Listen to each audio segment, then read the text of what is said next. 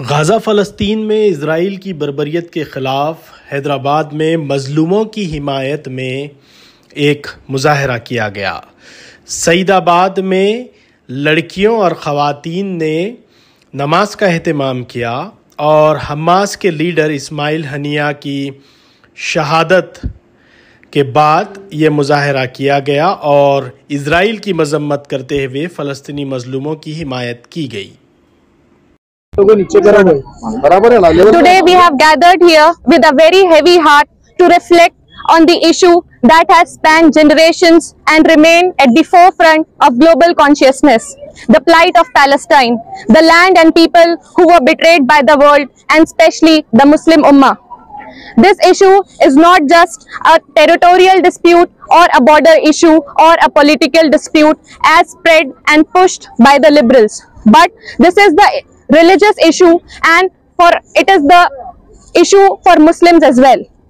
As we have witnessed since decades that the so-called flag bearers of humanity and the champions of human rights and the ones who claim that they ensure equality, justice and freedom, the United Nations, have turned blind eye towards the suffering of Palestinians and the people of Gaza.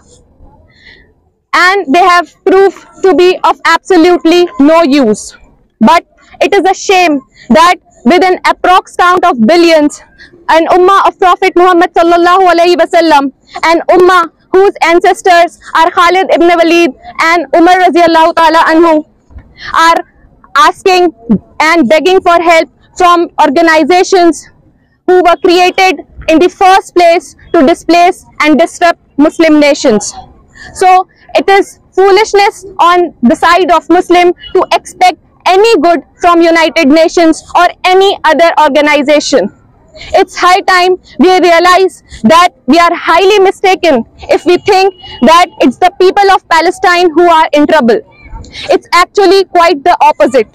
Every Palestinian dying to protect their land, their people, and to save themselves from killing and bombardment is straight away going to Jannah as a shaheed.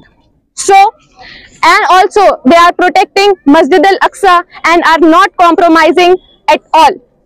So it's a lesson for Indian Muslims as well to take heed and to get in action to save their own people, because we see every day that Muslims are being lynched, their mosques are being destroyed and they are humiliated in the broad daylight and no one is paying attention. So it's important that we also learn from the courage and bravery of the Palestinian people.